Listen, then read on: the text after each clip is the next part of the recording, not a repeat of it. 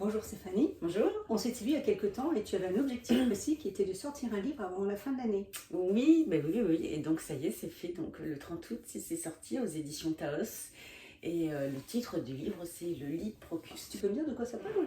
Alors le lit de Procuste, c'est l'histoire d'Annabelle. Annabelle, elle est sexothérapeute et elle s'interroge beaucoup sur son lien à l'autre, son lien amoureux, elle s'interroge sur sa sexualité. Et elle s'interroge d'autant plus que quand elle reçoit des clients qui lui parlent, qui leur parlent de leur sexualité, ça fait écho à son histoire à elle. Donc c'est à travers ces allers-retours entre les récits accueillis en cabinet et la vie d'Annabelle, elle fait une espèce d'enquête sur comment bien vivre son intimité dans une société qui est quand même colorée patriarcat encore. Voilà. Ok. Tu abordes différentes thématiques, j'imagine. Oui, pour le coup, à travers justement les récits de ces personnes qui viennent au cabinet et l'histoire d'Annabelle, on va parler de harcèlement, de viol, d'infidélité, d'inceste, de sujets un peu plus légers comme le BDSM, comme le libertinage, et puis d'autres encore.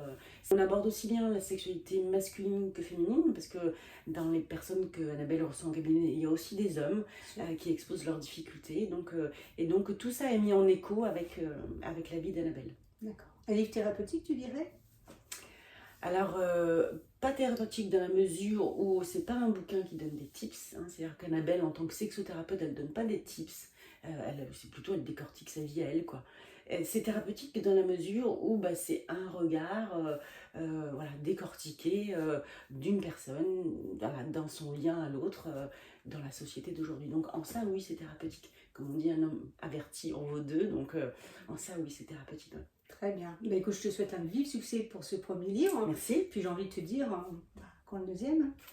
Quand le deuxième, voilà, alors Catherine Dessimon qui veut tout le temps me booster sur les objectifs, t'as raison. Ouais, d'autant plus que pour le coup, je pense qu'Annabelle, elle a encore plein d'histoires à raconter, plein de choses à dire, elle est très très loquace. Donc ouais, je serais pas surprise qu'il y ait encore des choses à dire. Ouais. Eh ben super, on attend ça avec impatience, mais on va déjà lire le premier. Ben oui, voilà. Merci à toi. À bientôt. Au revoir. Au revoir.